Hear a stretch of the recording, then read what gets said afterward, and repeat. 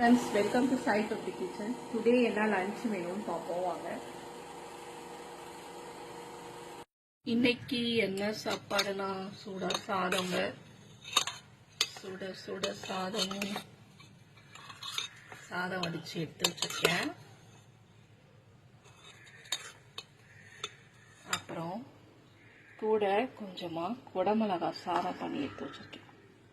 குடமிளகாய் சாதம் செம்மையாக இருக்கும். இதுக்கு ஒரு மசாலா போட்டு இந்த சாதத்துக்கு பண்ணுவேன். அவ்வளோ செம்மையாக இருக்கும்.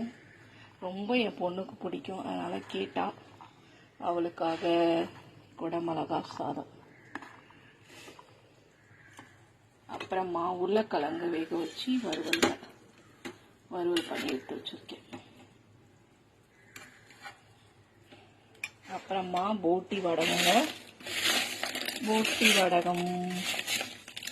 அப்புறம் இது நேர்த்து வச்ச கொள்ளு ரசம் நல்லா சூடு பண்ணி எடுத்து வச்சிருக்கேன்.